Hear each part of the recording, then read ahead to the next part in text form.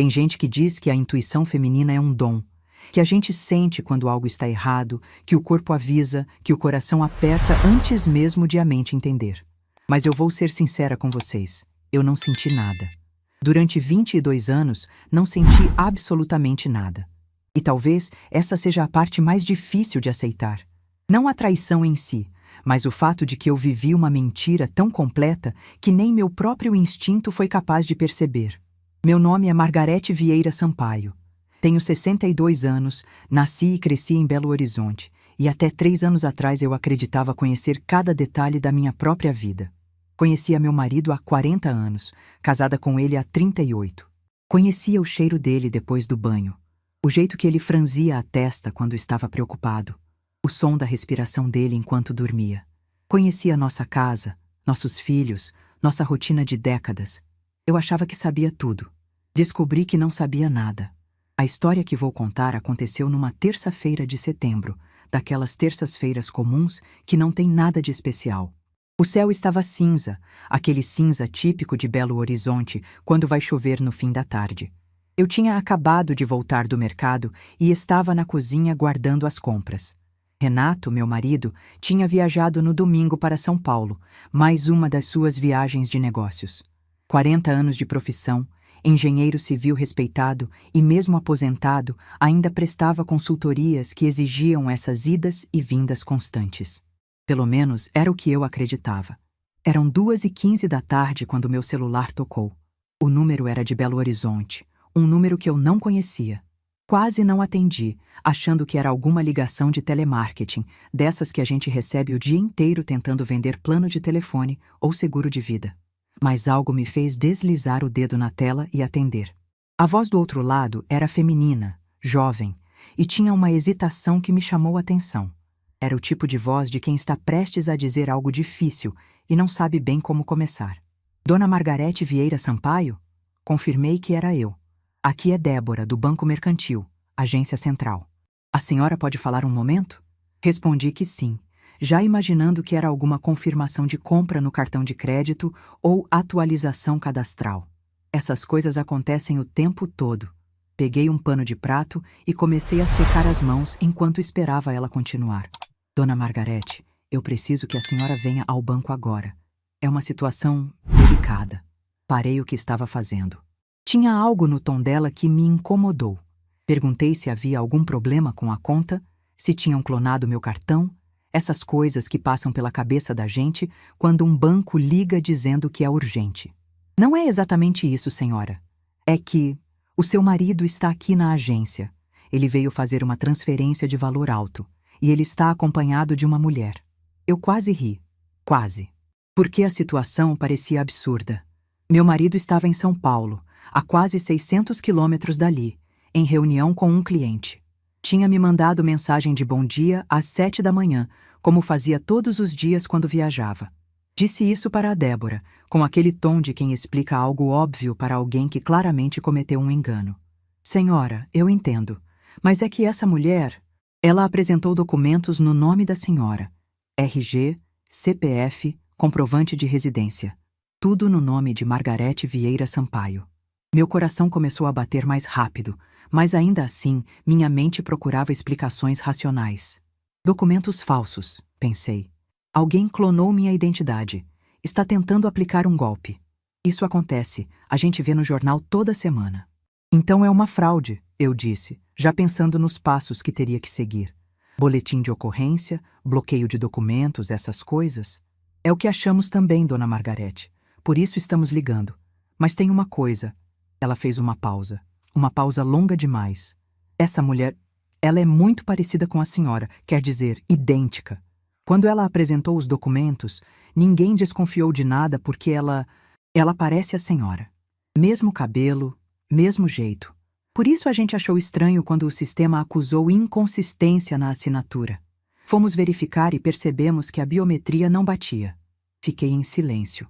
Não conseguia processar o que ela estava dizendo.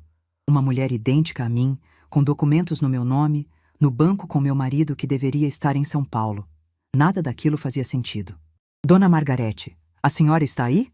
Respondi que sim, com a voz mais fraca do que eu gostaria. A senhora pode vir até a agência? Acho que é importante a senhora ver isso pessoalmente. Não sabemos bem como proceder e, sinceramente, nunca vimos uma situação assim. Desliguei o telefone e fiquei parada no meio da cozinha, olhando para as compras espalhadas na bancada. Latas de tomate pelado, um pacote de arroz, frutas que eu tinha escolhido com cuidado no mercado. Coisas tão banais, tão cotidianas. E de repente o mundo inteiro parecia ter saído do eixo. Peguei a bolsa e as chaves do carro no piloto automático. Não lembro de ter trancado a porta, não lembro de ter verificado se as janelas estavam fechadas. Só lembro de estar dirigindo pelas ruas de Belo Horizonte, com as mãos tremendo no volante, o coração batendo tão forte que eu conseguia sentir nos ouvidos. No caminho, minha mente tentava criar explicações. Talvez fosse tudo um mal-entendido. Talvez Renato tivesse voltado de São Paulo mais cedo e resolvido ir ao banco resolver alguma coisa. Talvez essa mulher fosse uma cliente dele, uma sócia, alguém que estava ali por coincidência. Talvez os documentos falsos fossem de uma golpista que não tinha nada a ver com ele, e a semelhança comigo fosse apenas isso, uma coincidência bizarra. Mas no fundo, numa parte de mim que eu não queria ouvir, uma voz baixinha sussurrava que algo estava muito errado, e que eu estava prestes a descobrir algo que mudaria minha vida para sempre. Cheguei ao banco em 20 minutos. Estacionei de qualquer jeito numa vaga na rua, nem me preocupei se estava certo ou não. Entrei na agência e fui direto ao balcão de atendimento. Disse meu nome e que a Débora tinha me ligado. A atendente me olhou com uma expressão estranha, um misto de curiosidade e pena, e pediu que eu aguardasse um momento. Poucos minutos depois, uma mulher de uns 30 e poucos anos veio me buscar. Era a Débora. Ela me cumprimentou com um aperto de mão formal, mas percebi que evitava me olhar diretamente nos olhos. Me guiou pelos corredores da agência, passando pelo setor de caixas, pelo gerente que levantou a cabeça para me ver passar, até chegarmos a uma porta no fundo, numa área reservada. Antes de abrir a porta, Débora parou. Colocou a mão no meu braço, num gesto que era ao mesmo tempo gentil e preocupante, e disse baixinho, quase num sussurro: "Senhora, se prepare." Eu não entendi o que ela quis dizer. Ou talvez entendi, mas me recusei a aceitar, porque aceitar significaria que tudo o que eu conhecia estava prestes a desmoronar. Ela abriu a porta. A primeira coisa que vi foi Renato. Meu marido de 38 anos estava sentado numa cadeira, do lado esquerdo de uma mesa de reunião. Ele estava pálido, mais pálido do que eu jamais tinha visto, com os olhos fixos no chão, os ombros curvados como se carregassem um peso invisível. Quando a porta se abriu, ele levantou os olhos e me viu. E naquele momento, naquele único segundo em que nossos olhares se cruzaram, eu vi algo que nunca tinha visto nele antes. Medo.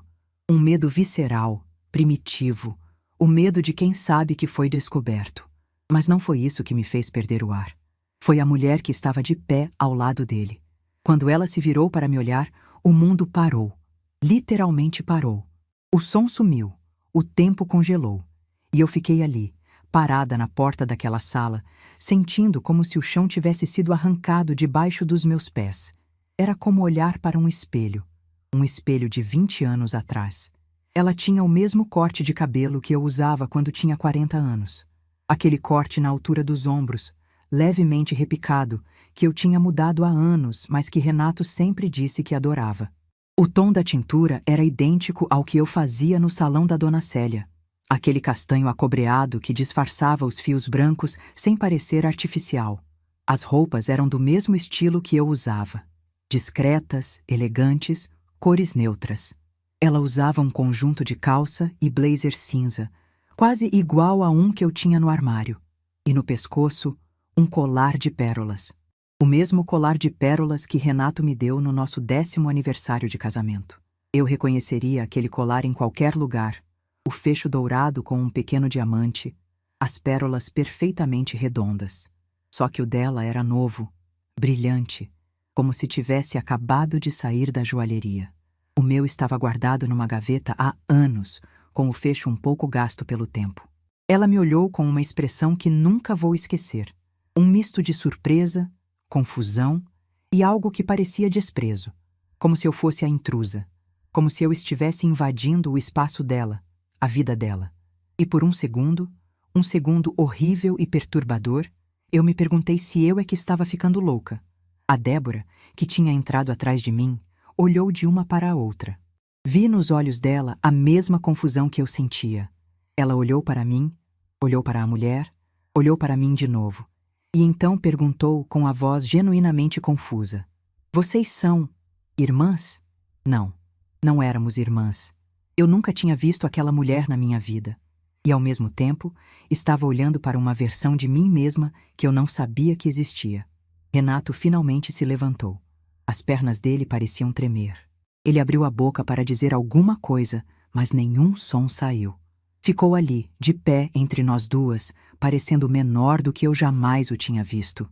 O engenheiro respeitado, o homem de negócios, o marido de quase 4 décadas, reduzido a uma sombra de si mesmo. Eu deveria ter gritado. Deveria ter chorado, feito um escândalo, exigido explicações. Era o que qualquer pessoa esperaria numa situação dessas. Mas eu não fiz nada disso. Fiquei em silêncio, olhando para aquela cena surreal, sentindo meu coração bater devagar, muito devagar, como se estivesse se preparando para parar de vez. E então, no meio daquele silêncio ensurdecedor, a mulher falou. A voz dela era parecida com a minha também. Um pouco mais aguda, um pouco mais jovem, mas com a mesma cadência, o mesmo sotaque mineiro. "Quem é essa mulher, Renato?" Ela estava perguntando quem eu era. A esposa de 38 anos, a mãe dos filhos dele, a mulher com quem ele construiu uma vida inteira. E ela não sabia quem eu era. Naquele momento, olhando para o rosto daquela mulher que era uma cópia minha, eu entendi que tudo que eu conhecia sobre minha vida era mentira. E que os próximos minutos iriam destruir não apenas meu casamento, mas tudo que eu acreditava sobre quem eu era e sobre o homem que eu amei por 4 décadas. A funcionária do banco fechou a porta atrás de nós.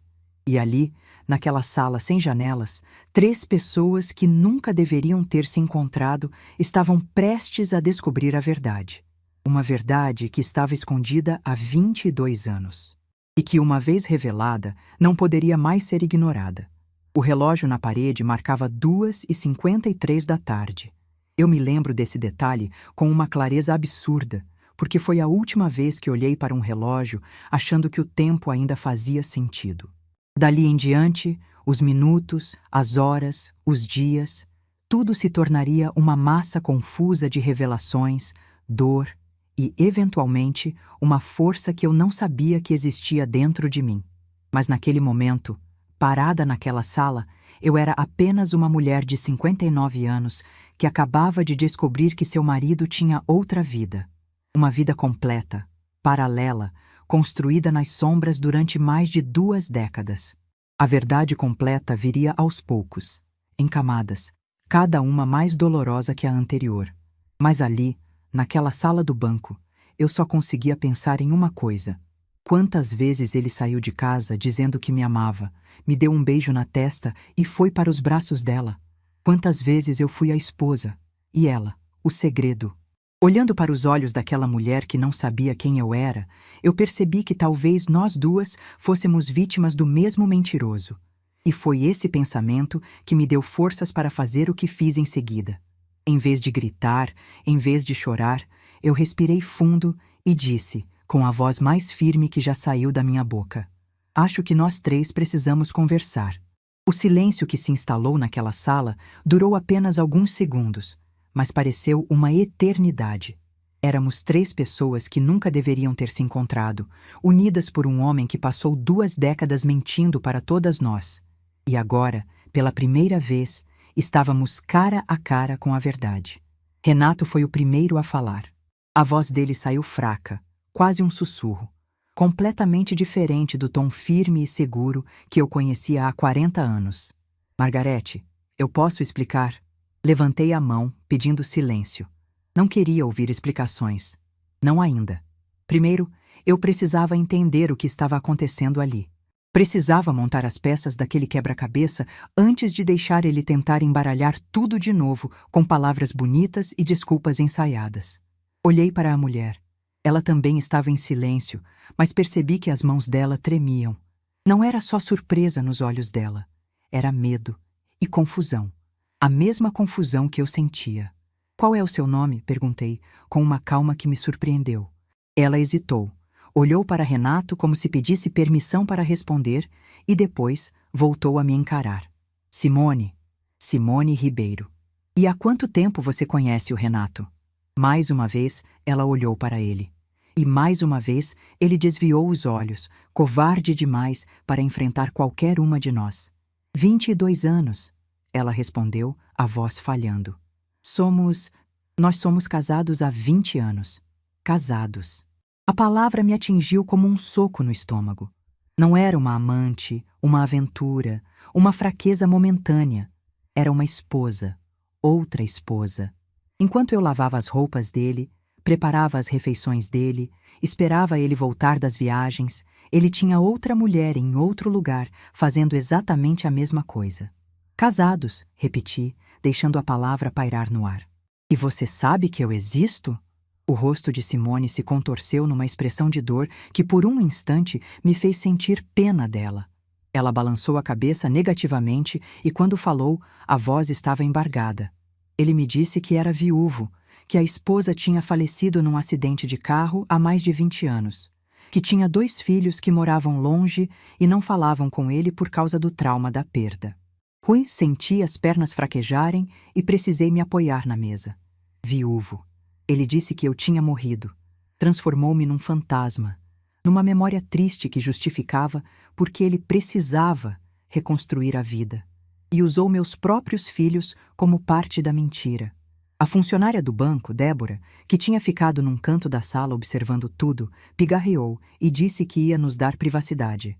Antes de sair, olhou para mim com um olhar que dizia mais do que qualquer palavra. Um olhar de solidariedade, de mulher para mulher. Ela fechou a porta atrás de si e ficamos os 3 sozinhos. Você tem filhos com ele? Perguntei para Simone, embora já soubesse a resposta. Precisava ouvir da boca dela. 2. Bruno tem 19 anos, Amanda tem 16. Fechei os olhos por um momento. 19 anos. Isso significava que ela engravidou 3 anos depois de se conhecerem. Quando meu filho Gustavo tinha 17 anos e minha filha Patrícia tinha 14. Enquanto eu estava em casa cuidando dos nossos adolescentes, Renato estava fazendo outra família em algum lugar de Belo Horizonte. Onde vocês moram? Perguntei. No Buritis. O Buritis ficava a menos de 20 minutos da nossa casa no Sion. 20 minutos. Durante 22 anos, a outra família do meu marido viveu a 20 minutos de distância de mim. E eu nunca soube. Nunca desconfiei. Nunca vi nada de estranho. Ou será que vi e não quis enxergar? Renato continuava em silêncio, afundado na cadeira como se quisesse desaparecer. O homem que eu conhecia, ou achava que conhecia, sempre tinha resposta para tudo. Era articulado, convincente, sabia se sair de qualquer situação com elegância. Mas ali, naquela sala, ele estava completamente derrotado. Todas as mentiras, todos os anos de vida dupla tinham finalmente desmoronado, e ele não tinha mais onde se esconder. Por que ela é parecida comigo? Perguntei, finalmente abordando a questão que me assombrava desde que entrei naquela sala. Renato levantou os olhos pela primeira vez. Vi algo neles que não conseguia identificar. Vergonha? Culpa? Ou algo mais perturbador? Margarete, não é o que você está pensando. Eu não estou pensando nada, Renato. Estou perguntando. Por que essa mulher parece comigo? O cabelo, as roupas, o colar de pérolas. Por que ela é uma cópia minha? Simone se virou para ele e percebi que a ficha estava começando a cair para ela também. Ela olhou para mim, olhou para si mesma e algo mudou no rosto dela. Como se estivesse vendo a situação pela primeira vez, de fora. Renato, ela disse, a voz tremendo. O que ela está dizendo? Ele não respondeu. O colar, Simone continuou, levando a mão ao pescoço. Você me deu esse colar no nosso 10º aniversário. Você disse que tinha mandado fazer especialmente para mim. Ele me deu um idêntico, eu disse. No nosso 10º aniversário, há 28 anos. O rosto de Simone ficou branco. Ela olhou para Renato com uma expressão de horror que eu nunca vou esquecer. E então, num gesto que parecia quase involuntário, ela arrancou o colar do pescoço e jogou em cima da mesa. As pérolas fizeram um barulho seco contra a madeira. O que mais? Ela perguntou, a voz subindo. O que mais é igual? Comecei a listar, com uma calma que eu não sabia de onde vinha. Talvez fosse o choque, talvez fosse algum mecanismo de defesa que me impedia de desmoronar, ou talvez fosse simplesmente a raiva fria, calculada, que estava se formando no fundo do meu peito. O corte de cabelo. Eu usava assim quando tinha 40 anos, ele sempre dizia que adorava. A cor da tintura, castanho acobreado, eu fazia no salão da Dona Célia, até poucos anos atrás. As roupas, sempre discretas, cores neutras, ele escolhia junto comigo quando íamos às compras. E você tem uma pinta no canto esquerdo do lábio, igual à minha. Simone levou a mão ao rosto, tocando a pinta que ela provavelmente nunca tinha pensado 2 vezes a respeito. Isso é natural, ela disse, mais para si mesma do que para nós. Eu nasci com essa pinta.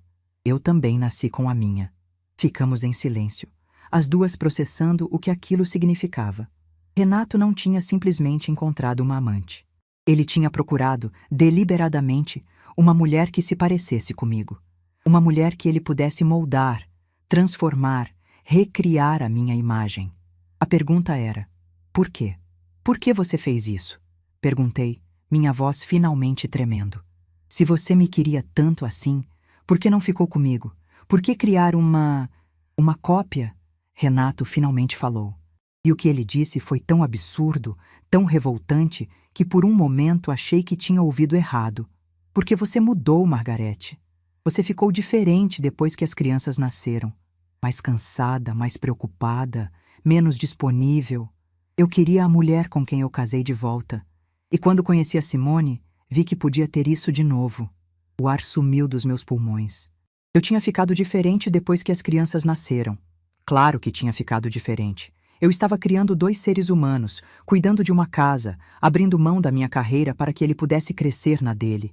Eu estava exausta, sobrecarregada, fazendo o trabalho de 3 pessoas, enquanto ele viajava o país, fechando contratos e acumulando prestígio. E a minha recompensa por tudo isso foi ser substituída por uma versão mais jovem de mim mesma. Simone estava chorando agora, lágrimas silenciosas escorrendo pelo rosto. Ela também estava entendendo. Ela não era uma mulher que Renato amava. Era um projeto, uma experiência, uma tentativa de recriar algo que ele achava que tinha perdido, sem nunca ter feito o mínimo esforço para valorizar o que tinha na frente dele. Você me moldou, Simone disse, a voz carregada de dor. O salão de beleza onde você sempre me levava, as roupas que você comprava para mim, as aulas de etiqueta que você insistiu que eu fizesse, você estava me transformando nela. Não é assim. Renato tentou se defender, mas a voz dele soava patética. É exatamente assim, eu disse. Você nos usou, as duas. Você me manteve em casa, cuidando da sua vida, enquanto construía uma fantasia em outro lugar. E você usou essa mulher como uma boneca, moldando ela para ser o que você queria que eu fosse. A funcionária bateu na porta e entrou, dizendo que a polícia havia chegado. A tentativa de transferência com documentos falsos era crime, e o banco tinha acionado as autoridades enquanto esperávamos. Renato seria levado para prestar esclarecimentos. Simone também. Antes de saírem, olhei para Simone uma última vez. Ela estava destruída, os olhos vermelhos, a maquiagem borrada. Mas quando nossos olhares se cruzaram, vi algo ali que reconheci. A mesma dor, a mesma traição, o mesmo vazio de quem descobre que a vida inteira foi uma mentira. Eu sinto muito, ela disse baixinho. Eu não sabia. Eu sei, respondi. Eu também não sabia. Levaram os 2. E eu fiquei ali, sozinha naquela sala, olhando para o colar de pérolas que Simone tinha arrancado do pescoço e jogado na mesa. Peguei o colar e segurei nas mãos. Era idêntico ao meu. Exatamente idêntico. Cada pérola, cada detalhe do fecho, tudo igual. Ele não tinha simplesmente traído. Ele tinha tentado me duplicar. E isso, de alguma forma, era ainda pior do que uma traição comum, porque significava que ele nunca me viu como uma pessoa. apenas como um modelo que podia ser copiado, substituído, descartado quando não servisse mais. Saí do banco quando o sol já estava se pondo. O céu tinha aquela cor alaranjada de fim de tarde e as ruas estavam cheias de gente voltando do trabalho, vivendo suas vidas normais. Entrei no carro e fiquei parada, sem ligar o motor, olhando para o nada.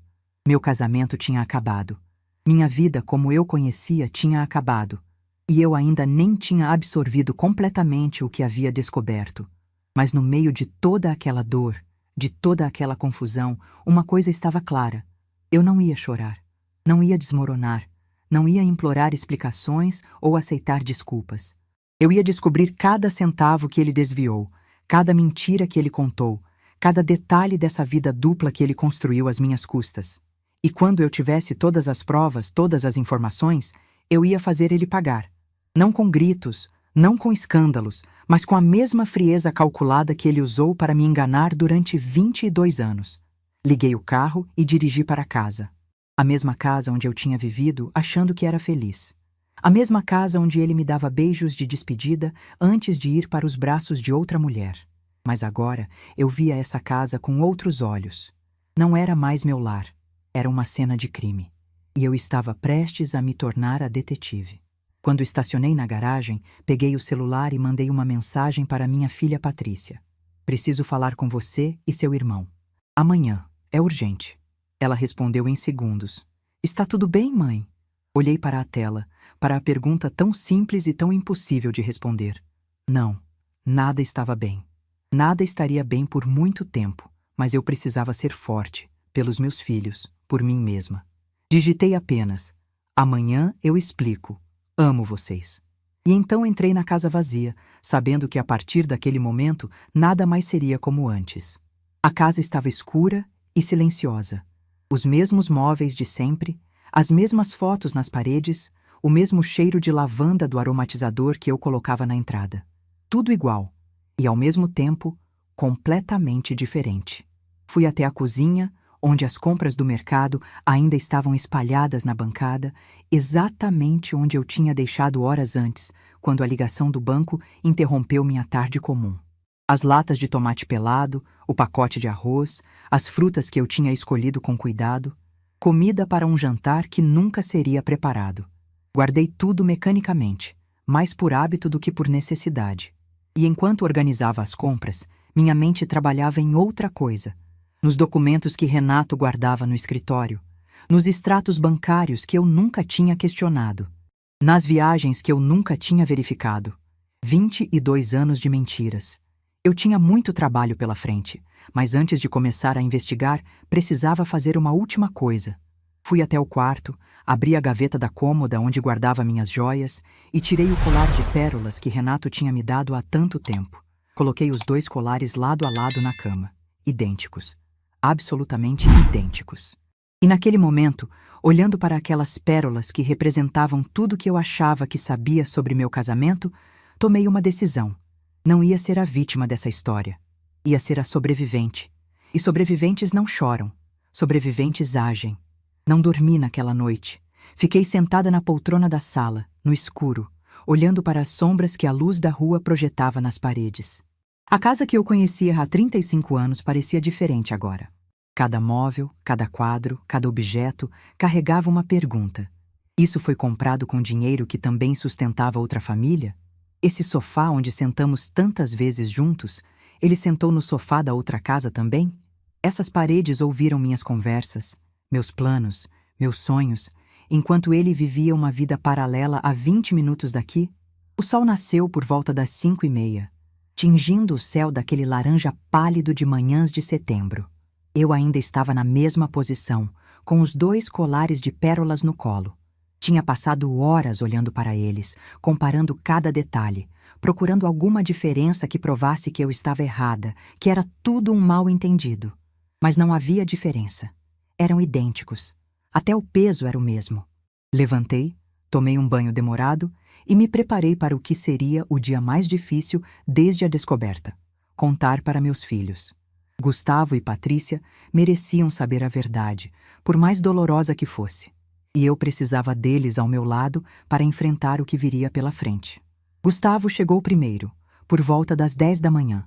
Meu filho tinha 36 anos, era advogado tributarista, casado há 8 anos com a Fernanda. Quando entrou em casa, percebi imediatamente que ele estava preocupado. Eu raramente mandava mensagens urgentes, e quando mandei na noite anterior, ele deve ter passado a noite inteira imaginando o pior. Ele me abraçou na porta, aquele abraço forte de filho que sabe que a mãe precisa de apoio, mesmo sem saber ainda o motivo. Mãe, o que aconteceu? A senhora está bem? É algum problema de saúde? Pedi que ele esperasse a irmã chegar. Não queria contar a história 2 vezes. Uma vez já seria doloroso demais. Patrícia chegou 20 minutos depois, com os olhos vermelhos de quem também não dormiu direito. Minha filha tinha 33 anos, era arquiteta, e tinha aquela sensibilidade aguçada que às vezes parecia ler pensamentos. Quando me viu, não disse nada. Apenas me abraçou por um longo tempo, como se soubesse que eu precisava daquele silêncio antes das palavras. Sentamos os 3 na sala, eu na poltrona, eles no sofá, exatamente como sentávamos quando eram adolescentes, e eu precisava ter conversas difíceis sobre escola, namoros ou decisões importantes. Só que dessa vez, a conversa seria sobre algo que nenhum de nós estava preparado para ouvir. Comecei pelo começo. A ligação do banco, a voz hesitante da Débora, a viagem até a agência central, e então a sala reservada, a porta que se abriu e a mulher que estava do outro lado. Quando descrevi Simone, quando falei sobre a semelhança, sobre o colar, sobre o cabelo e as roupas, vi o rosto de Gustavo mudar. Ele é controlado por natureza. Anos de advocacia ensinaram ele a manter a compostura em qualquer situação. Mas naquele momento, vi algo quebrar nos olhos dele. Uma mistura de incredulidade e raiva que ele lutava para conter. Patrícia chorava em silêncio, as lágrimas escorrendo sem que ela fizesse esforço para limpá-las. Ela segurava a mão do irmão com força, como se precisasse de uma âncora para não se perder naquele mar de revelações. Contei sobre os 22 anos de vida dupla, sobre o casamento paralelo, sobre os 2 filhos que eles nem sabiam que existiam. Bruno, de 19 anos. Amanda, de 16. Meio-irmãos que cresceram a poucos quilômetros de distância, frequentando talvez os mesmos shoppings, os mesmos cinemas, sem nunca saber da existência um do outro. Ele disse para ela que eu tinha falecido. Eu disse, e minha voz finalmente tremeu, num acidente de carro. Há mais de 20 anos. Disse que vocês 2 moravam longe e não falavam com ele por causa do trauma. Gustavo se levantou de repente, como se não conseguisse mais ficar parado. Ele andou até a janela, ficou de costas para nós por um momento, e então socou a parede com tanta força que o som ecoou pela casa inteira. Patrícia soltou um grito abafado, mas eu não me movi. Entendia a raiva dele. Sentia a mesma raiva, só que a minha tinha se transformado em algo mais frio, mais calculado. Onde ele está agora? Gustavo perguntou, a voz contida mas carregada de uma fúria que eu nunca tinha visto nele. A polícia levou ele para prestar esclarecimentos. A transferência que ele tentou fazer envolvia documentos falsos. É crime. Que transferência? Respirei fundo. Essa parte seria ainda mais difícil. Ele estava tentando transferir uma quantia alta para uma conta no nome da Simone. Pelo que entendi, ele vendeu nosso apartamento de investimento sem meu conhecimento, falsificando minha assinatura. E estava tentando passar o dinheiro para ela. O silêncio que se seguiu foi denso, quase palpável. Patrícia parou de chorar, o choque substituindo as lágrimas. Gustavo se virou para me encarar, o rosto vermelho, a mão que tinha socado a parede começando a inchar. Ele ia te deixar sem nada, minha filha disse, a voz falhando. Depois de tudo que a senhora fez por ele, depois de todos esses anos, ele ia simplesmente te descartar? Aparentemente sim. Gustavo voltou a se sentar, mas dessa vez no chão, encostado no sofá, como fazia quando era adolescente e precisava processar alguma informação difícil.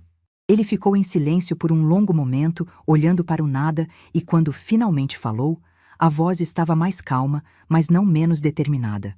Mãe, eu sou advogado. Não trabalho com família, mas conheço gente que trabalha. A senhora não vai passar por isso sozinha, e ele não vai sair impune. Patrícia se ajoelhou ao meu lado e segurou minhas mãos. O que a senhora precisa que a gente faça? Qualquer coisa. Estamos aqui. Olhei para meus 2 filhos, aquelas 2 pessoas que eu criei com tanto amor, que eu protegi de tantas coisas ao longo da vida. E agora eles estavam ali, prontos para me proteger. A inversão de papéis era estranha, mas também reconfortante. Eu não estava sozinha. Preciso de uma advogada boa, eu disse. Alguém especializado em direito de família e crimes financeiros. Vou me divorciar e vou descobrir cada centavo que ele desviou nos últimos 20 anos. Gustavo assentiu, já pegando o celular. Conheço alguém. Doutora Helena Vasconcelos. É uma das melhores de Belo Horizonte. Trabalhamos juntos num caso há alguns anos. Vou ligar para ela agora. Enquanto Gustavo se afastava para fazer a ligação, Patrícia permaneceu ao meu lado, segurando minhas mãos como se tivesse medo de que eu fosse desaparecer se ela soltasse. Mãe, ela disse baixinho, como a senhora está se sentindo? De verdade? Pensei na pergunta por um momento. Como eu estava me sentindo? Traída, humilhada, enganada, mas também algo mais. Algo que eu não esperava sentir. Aliviada, respondi, e vi a surpresa nos olhos dela. Parece estranho, eu sei. Mas durante anos eu senti que algo estava errado, mesmo sem saber o quê. Agora eu sei.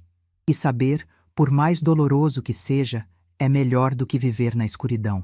Patrícia me abraçou novamente e ficamos assim até Gustavo voltar. Consegui falar com a doutora Melena. Ela pode nos receber amanhã às 9 da manhã. Disse que, pelo que descrevi, temos um caso forte. Muito forte. Assenti, sentindo pela primeira vez desde a ligação do banco algo parecido com esperança. Não esperança de reconciliação. Isso estava fora de questão. Mas esperança de justiça, de reconstrução, de um futuro que, mesmo diferente do que eu imaginava, ainda podia ser bom. Passamos o resto do dia juntos. Gustavo e Patrícia não quiseram me deixar sozinha, e eu agradeci silenciosamente por isso. Pedimos comida, assistimos televisão sem realmente prestar atenção e conversamos sobre memórias antigas, sobre a infância deles, sobre momentos felizes que, apesar de tudo, ainda eram reais. No fim da tarde, Gustavo fez a pergunta que eu sabia que viria, mas que ainda assim doeu ouvir. A senhora quer que a gente fale com ele? Pensei por um momento. Renato provavelmente já tinha sido liberado. Provavelmente estava em algum lugar tentando formular desculpas e explicações. Ele ia tentar entrar em contato, eu sabia. Ia tentar manipular a situação como sempre fez. Não, respondi. Pelo menos não agora. Primeiro vamos falar com a advogada, entender nossos direitos, organizar tudo. Quando eu confrontá-lo de novo, quero estar preparada. Quero ter todas as cartas na mão. Gustavo concordou. E vi nos olhos dele algo que me fez sentir orgulho. Meu filho estava pensando como advogado, mas também como filho. Ele não ia deixar o pai escapar das consequências do que fez. À noite, depois que eles foram embora com a promessa de voltar no dia seguinte para me acompanhar à reunião com a doutora Helena, fiquei novamente sozinha na casa. Mas dessa vez, o silêncio não parecia tão pesado. Eu tinha um plano. Tinha meus filhos ao meu lado. Tinha uma advogada marcada para o dia seguinte. Fui até o escritório de Renato, o cômodo que ele sempre manteve trancado e que eu respeitava como seu espaço privado. A chave extra estava no mesmo lugar de sempre, no fundo da gaveta da cozinha. Ele nunca imaginou que eu fosse usá-la. Provavelmente achava que eu era ingênua demais, submissa demais, obediente demais. Abri a porta e acendi a luz. O escritório era organizado, como tudo que Renato fazia. Estantes de livros, uma mesa de mogno, um computador e 3 gavetas de arquivo. Comecei pelas gavetas. Na primeira hora, encontrei extratos bancários de contas que eu não conhecia. Transferências mensais para uma conta no nome de uma empresa chamada RS Consultoria. R de Renato. S de Simone. Ele nem teve o trabalho de disfarçar. Na segunda hora, encontrei recibos de pagamentos de escola particular. Colégio Santo Antônio. 2 matrículas. Bruno e Amanda. Ele pagava mais de R$ 3.000 por mês para educar os filhos que eu nem sabia que existiam. Na terceira hora, encontrei algo que me fez sentar na cadeira, sem forças nas pernas. Eram fotos. Dezenas de fotos. Simone em diferentes idades, em diferentes situações. E junto com as fotos, anotações escritas à mão, com a letra inconfundível de Renato. Levar ao salão, pedir corte igual à foto. Comprar vestido azul marinho, mesmo modelo da Margarete. Aulas de etiqueta começar mês que vem. Ele tinha documentado tudo. Cada passo da transformação de Simone, cada detalhe que ele mudou nela para torná-la mais parecida comigo. Era metódico, obsessivo, perturbador. E no fundo da pasta, um papel que me fez perder o ar. Era uma apólice de seguro de vida, no meu nome, com Simone Ribeiro como beneficiária. Ele não estava apenas me traindo, não estava apenas me roubando, ele tinha planejado algo muito pior. E o banco, sem saber, tinha impedido que esse plano fosse adiante. Guardei todos os documentos numa pasta, tranquei o escritório novamente e fui para o quarto. Não conseguiria dormir, eu sabia, mas precisava pelo menos descansar o corpo para o dia seguinte. Deitada na cama, olhando para o teto, uma certeza se formou dentro de mim. Renato não era apenas um marido infiel. Era um homem perigoso. E eu tinha acabado de descobrir a extensão real do perigo que corria. Amanhã, na reunião com a doutora Helena, eu mostraria tudo o que encontrei. E juntas começaríamos a desmontar a vida de mentiras que Renato construiu, peça por peça, documento por documento, até não sobrar nada. Ele achou que podia me substituir. Achou que podia me descartar. Achou que eu era apenas uma peça no tabuleiro dele. Mas peças não jogam o jogo. E eu estava prestes a mostrar para ele que eu nunca fui uma peça. Eu sempre fui a jogadora. Ele só não sabia.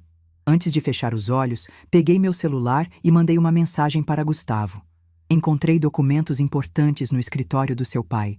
Amanhã mostro tudo para a advogada. Ele respondeu em segundos. Não mexa em mais nada. Preserve as provas. Estou orgulhoso da senhora, mãe. Orgulhoso. Meu filho estava orgulhoso de mim. Depois de 38 anos sendo a esposa silenciosa, a mãe dedicada, a mulher que sempre colocou os outros em primeiro lugar, eu finalmente estava fazendo algo por mim. E meus filhos estavam do meu lado. Guardei o celular e deixei o cansaço finalmente me vencer. O sono veio devagar, cheio de imagens fragmentadas e pensamentos soltos. Mas antes de adormecer completamente, um último pensamento atravessou minha mente. Renato passou 22 anos construindo uma mentira elaborada. Eu ia precisar de muito menos tempo para destruí-la. E quando terminasse, ele ia entender que a mulher que ele tentou substituir era muito mais forte do que qualquer cópia que ele pudesse criar. O escritório da doutora Helena Vasconcelos ficava no 12º andar de um prédio comercial na Savassi, com uma vista ampla da cidade que eu mal conseguia apreciar. Estava nervosa demais, segurando a pasta com os documentos que tinha encontrado na noite anterior, sentindo o peso daqueles papéis como se carregasse uma bomba prestes a explodir. Gustavo e Patrícia vieram comigo, como prometido. Meu filho estava com a mão enfaixada por causa do soco na parede, mas não reclamou nenhuma vez. Minha filha tinha os olhos ainda inchados de tanto chorar, mas havia uma determinação no olhar dela que me deu forças. Estávamos juntos nisso. E juntos íamos enfrentar o que viesse. A doutora Helena nos recebeu pontualmente às 9. Era uma mulher de uns 50 anos, cabelos grisalhos curtos, óculos de armação vermelha e um aperto de mão firme que transmitia confiança. Seu escritório era organizado, mas acolhedor, com diplomas nas paredes e fotos de família na estante. Ela nos ofereceu café, água e pediu que sentássemos com calma. Gustavo me explicou a situação por telefone. Ela começou olhando diretamente para mim. Mas gostaria de ouvir da senhora com suas próprias palavras. Tudo o que puder me contar vai ajudar a montar a estratégia. Respirei fundo e comecei. Contei sobre a ligação do banco, sobre a sala reservada, sobre Simone e sua semelhança perturbadora comigo. Contei sobre os 22 anos de vida dupla, sobre os filhos paralelos, sobre a mentira de que eu tinha falecido. A doutora Helena ouvia em silêncio, fazendo anotações ocasionais, sem me interromper. Quando terminei a parte que ela já sabia pelo Gustavo, coloquei a pasta em cima da mesa. Ontem à noite, depois que meus filhos foram embora, eu entrei no escritório do meu marido. Encontrei algumas coisas.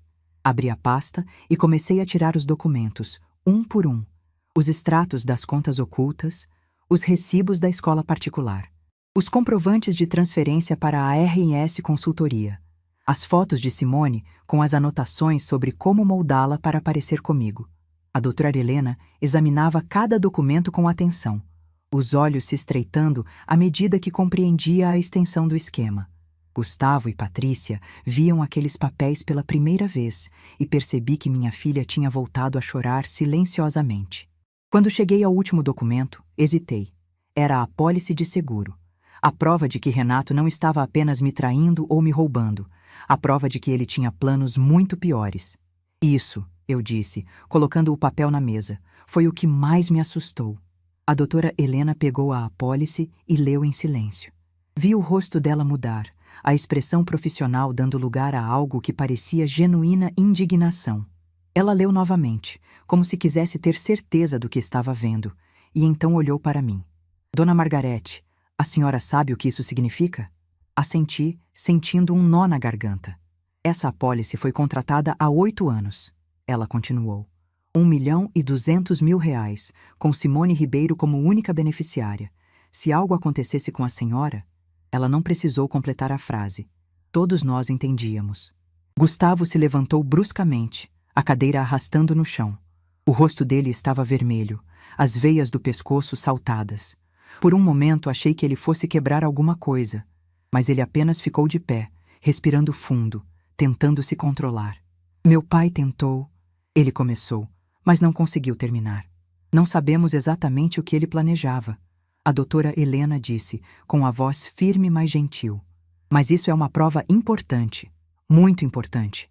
Combinado com a tentativa de transferência fraudulenta e todos esses documentos, temos um caso que vai muito além de um simples divórcio. Ela se levantou, foi até uma estante e pegou um bloco de notas novo. Vou ser direta com a senhora, dona Margarete. O que temos aqui configura múltiplos crimes.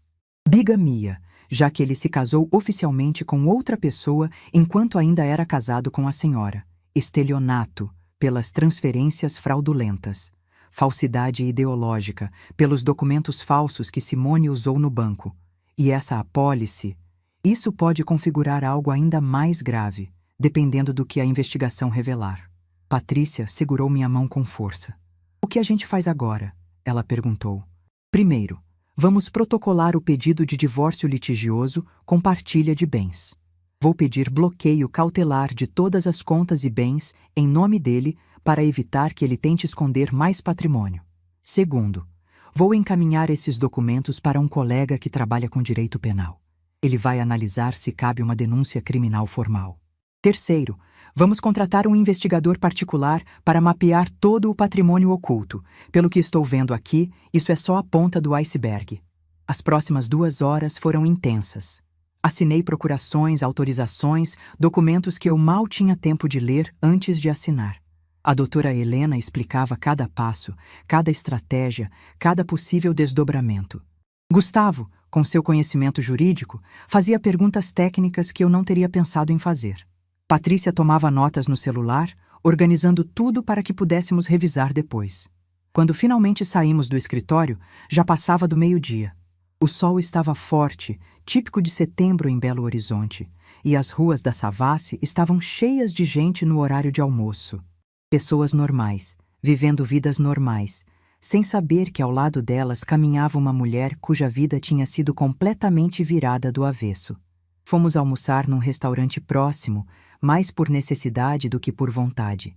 Nenhum de nós tinha muita fome, mas precisávamos manter as forças. Enquanto esperávamos a comida, Gustavo finalmente disse o que estava engasgado nele desde que viu a apólice. Mãe, a senhora precisa sair daquela casa. Olhei para ele, surpresa. Pelo menos temporariamente, ele continuou. Não sabemos o que aquele homem é capaz de fazer. Se ele tinha esse tipo de plano, se ele estava disposto a ir tão longe. Seu irmão tem razão, Patrícia concordou. A senhora pode ficar na minha casa. Tenho 1 quarto sobrando e o Eduardo não vai se importar. Pensei na proposta. A ideia de sair da minha própria casa me incomodava, parecia uma derrota. Mas ao mesmo tempo, Gustavo tinha razão. Eu não conhecia mais o homem com quem fui casada por 38 anos. Não sabia do que ele era capaz. Tudo bem, concordei. Mas só até as coisas se resolverem. Aquela casa é minha também, e não vou deixar ele me expulsar do que é meu por direito. Depois do almoço, fomos até a casa para pegar algumas roupas e objetos pessoais. Gustavo insistiu em entrar primeiro, verificar se Renato não estava lá. A casa estava vazia, exatamente como eu tinha deixado. Fiz uma mala rápida, peguei documentos importantes, algumas fotos dos meninos quando eram pequenos e a pasta com todas as provas que tinha encontrado. Antes de sair, parei na porta do escritório de Renato. A porta estava trancada novamente, como eu tinha deixado. Ele provavelmente ainda não sabia que eu tinha entrado lá, que tinha descoberto seus segredos mais obscuros. Mãe, vamos, Gustavo chamou da porta. Dei uma última olhada na casa que foi meu lar por 35 anos e saí sem olhar para trás. As semanas seguintes foram um turbilhão. A doutora Helena trabalhou rápido, protocolando o divórcio e conseguindo o bloqueio cautelar dos bens em tempo recorde. O investigador particular que ela contratou, um ex-policial chamado Senhor Moreira, começou a mapear o patrimônio oculto de Renato e os resultados eram piores do que eu imaginava. Além da casa no Buritis onde Simone morava, havia um apartamento na praia, em Guarapari, comprado há 15 anos e que eu nunca soube que existia. Havia um carro de luxo registrado no nome da empresa de fachada.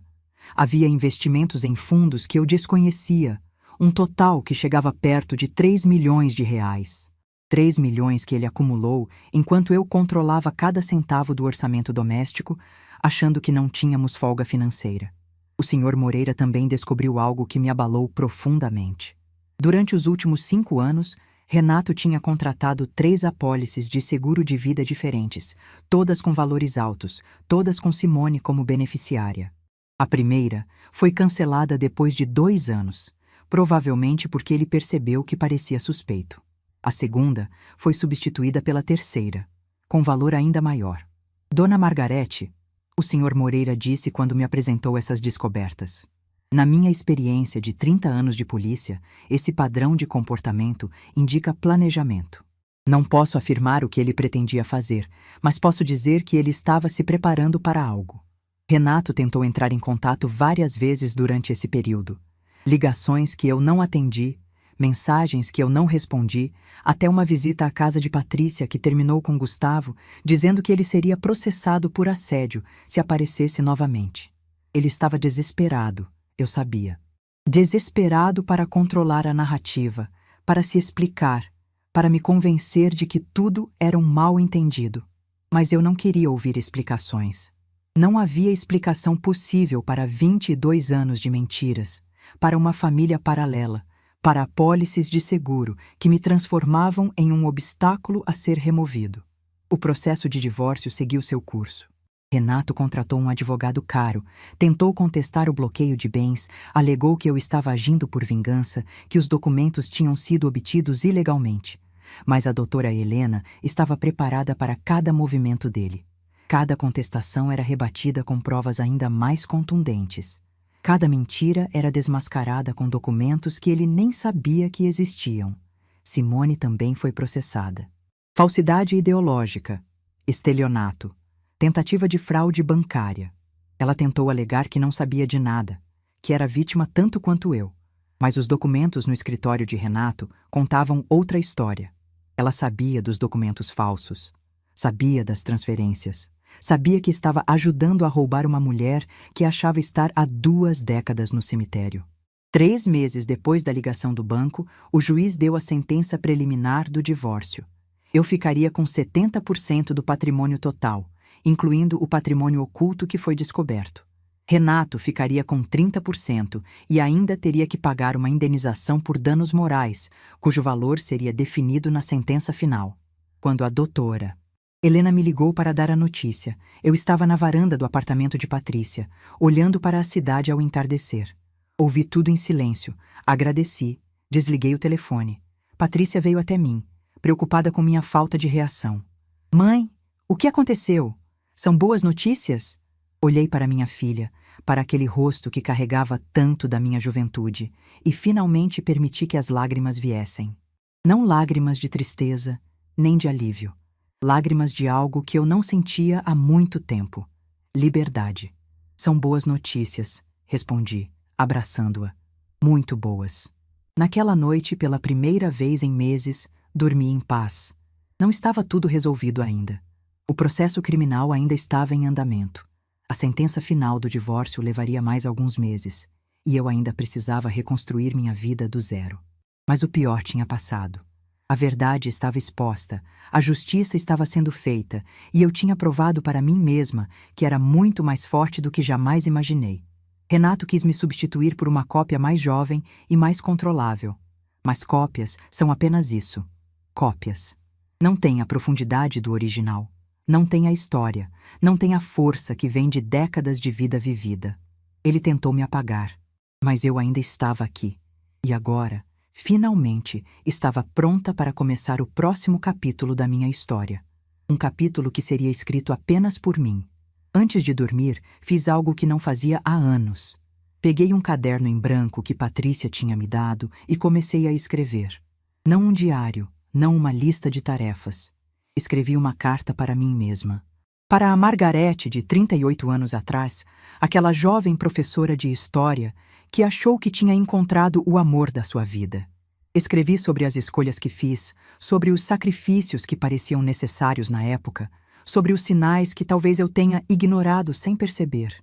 Escrevi sobre a dor de descobrir a verdade, mas também sobre a força que encontrei dentro de mim quando tudo parecia perdido. E no final da carta, escrevi uma promessa. Uma promessa de que, daquele dia em diante, eu nunca mais seria invisível. Nunca mais abriria mão de quem eu era para caber na expectativa de outra pessoa. Nunca mais me contentaria em ser apenas a esposa, apenas a mãe, apenas a coadjuvante na história de outra pessoa. Fechei o caderno e coloquei na gaveta do criado mudo. Um dia, talvez, eu relesse aquelas palavras e visse o quanto tinha crescido. Mas, por enquanto, bastava saber que elas existiam, que eu tinha colocado no papel o compromisso mais importante da minha vida. O compromisso de finalmente ser eu mesma. 3 anos se passaram desde aquela terça-feira de setembro que mudou minha vida para sempre. 3 anos desde a ligação do banco, desde a sala reservada, desde o momento em que olhei para uma mulher que era minha cópia e entendi que tudo o que eu conhecia era mentira. 3 anos que pareceram uma vida inteira, porque de certa forma foram exatamente isso, o fim de uma vida e o começo de outra. Hoje moro num apartamento no centro de Belo Horizonte. É menor do que a casa onde passei 35 anos, mas tem algo que aquela casa nunca teve. É completamente meu. Cada móvel foi escolhido por mim. Cada quadro na parede reflete meu gosto. Cada canto carrega minha personalidade. Não há fantasmas aqui. Não há mentiras escondidas nas gavetas. Não há a sombra de um homem que passou décadas me enganando. A sentença final do divórcio saiu 8 meses depois da preliminar. Eu fiquei com 70% do patrimônio total, como o juiz tinha determinado inicialmente. Mais uma indenização por danos morais que Renato ainda está pagando em parcelas. A casa no Sion foi vendida, assim como o apartamento em Guarapari que ele escondeu por 15 anos. O dinheiro me deu segurança financeira para o resto da vida, mas mais importante do que isso, me deu liberdade. Simone foi condenada por falsidade ideológica e tentativa de fraude.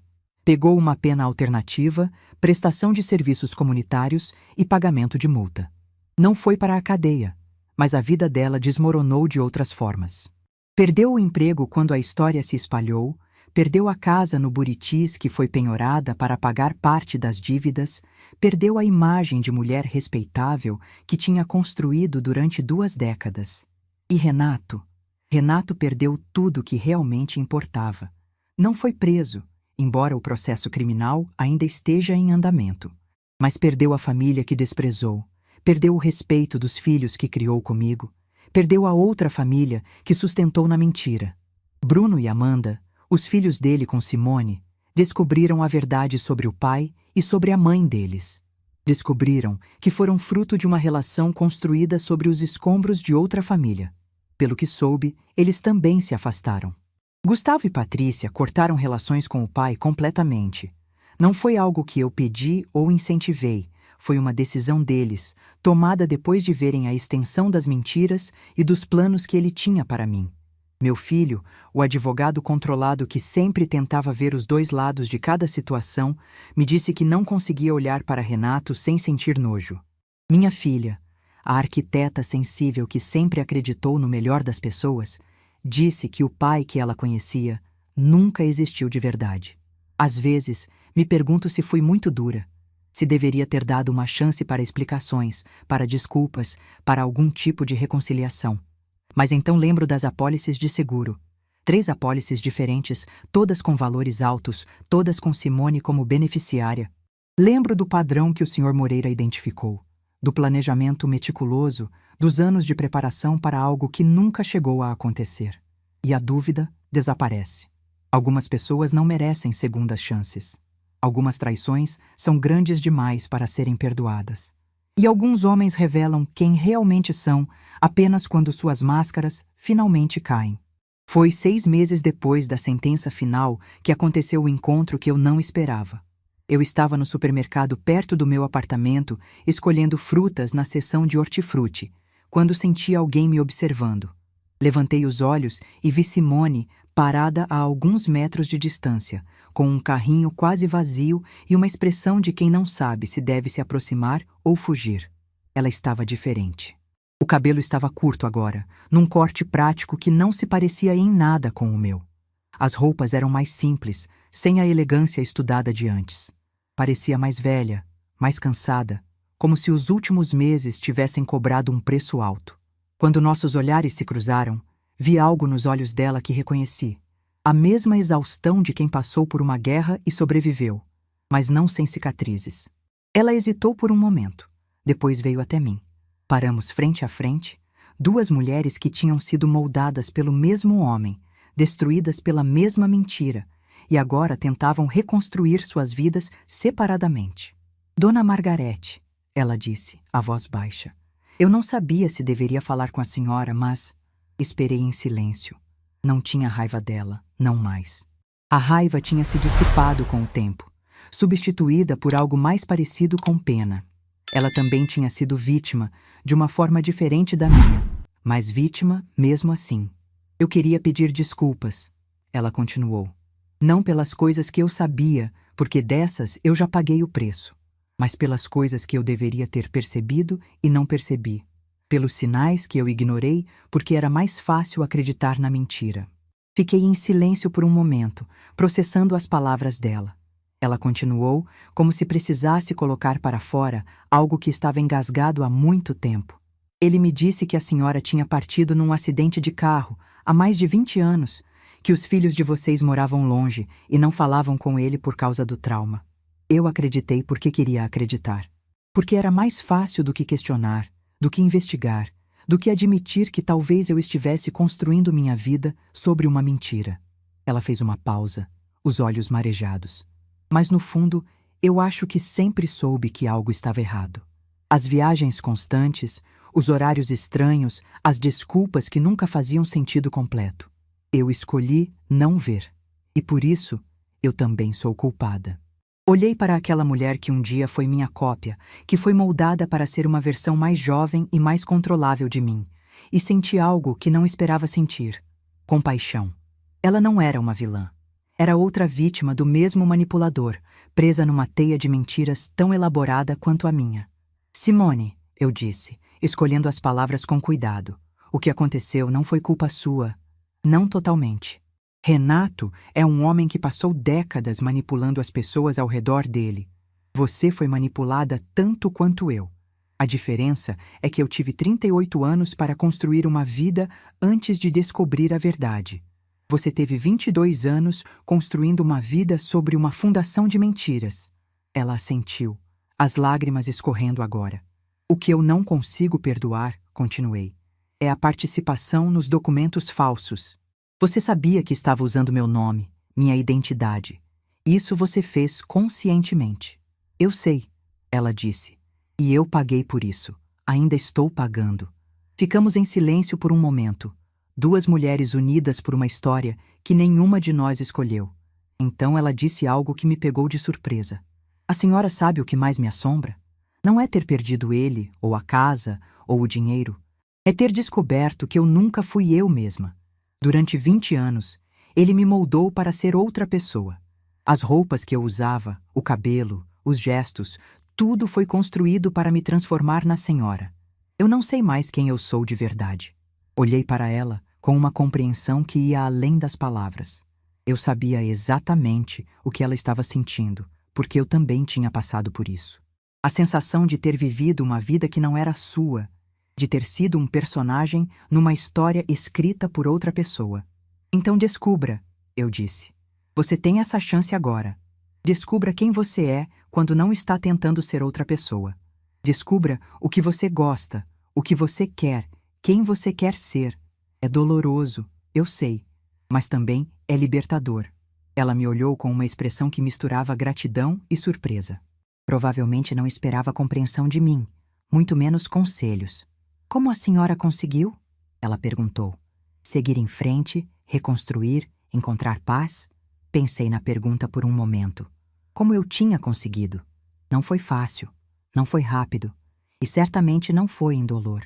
Mas eu tinha conseguido. Um dia de cada vez, respondi. E lembrando que a pessoa que eu sou não depende da pessoa que ele quis que eu fosse. Eu existo independente dele, independente do casamento, independente das mentiras. Demorei 38 anos para entender isso, mas finalmente entendi. Nos despedimos com um aceno de cabeça, sem abraços, sem promessas de amizade. Éramos duas mulheres que compartilhavam uma história dolorosa, mas que precisavam seguir caminhos separados para se curar. Enquanto ela se afastava com seu carrinho quase vazio, pensei em como a vida às vezes nos coloca frente a frente com as pessoas mais inesperadas, nos momentos mais improváveis. Voltei para meu apartamento naquela tarde com uma sensação estranha de encerramento. O encontro com Simone tinha fechado um ciclo que eu nem sabia que ainda estava aberto. Agora, finalmente, eu podia seguir em frente sem olhar para trás. Os meses seguintes foram de reconstrução.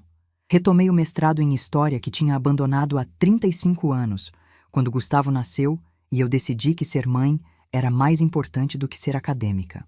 Aos 62 anos, voltei a frequentar a universidade, cercada de jovens que poderiam ser meus netos. No começo foi estranho, mas logo descobri que tinha muito a contribuir e que nunca é tarde para aprender. Voltei a dar aulas particulares, como fazia antes de casar.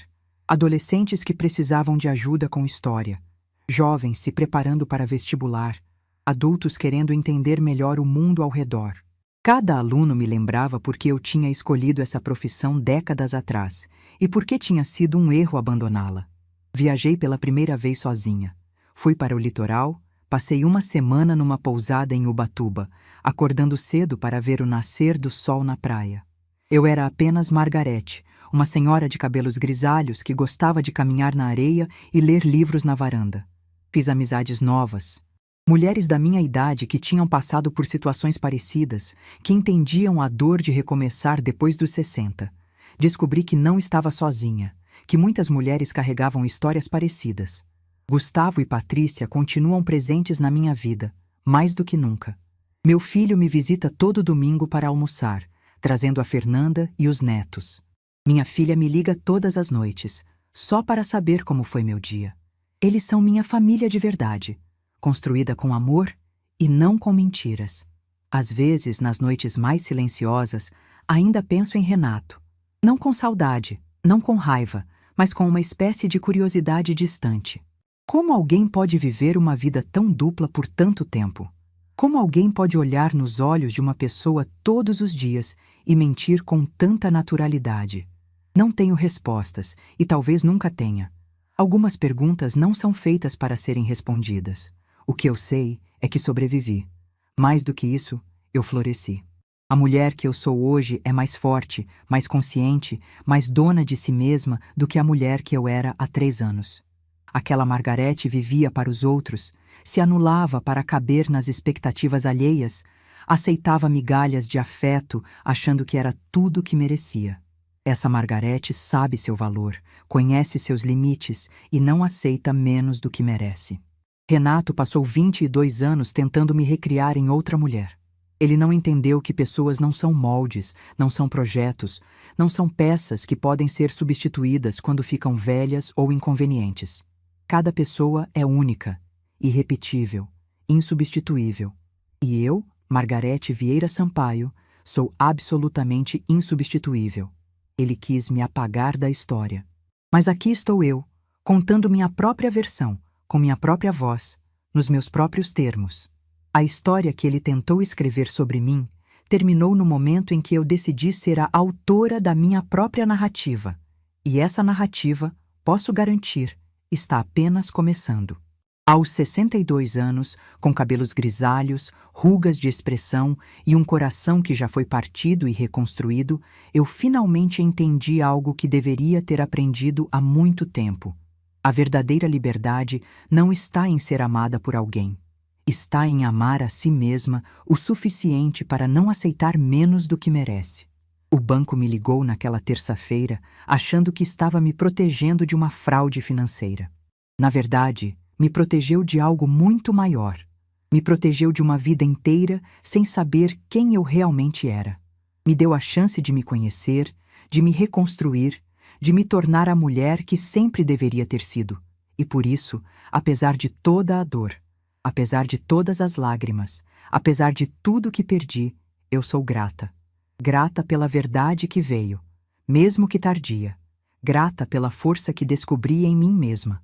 Grata pela vida que construí das cinzas da anterior. Ele tentou me substituir. Descobriu que eu sou insubstituível. E essa certeza, hoje, vale mais do que qualquer coisa que ele tentou me roubar. Se essa história tocou seu coração, deixe seu like, se inscreva no canal e comente aqui embaixo. No meu lugar, o que você faria? Sua mensagem pode iluminar o dia de alguém.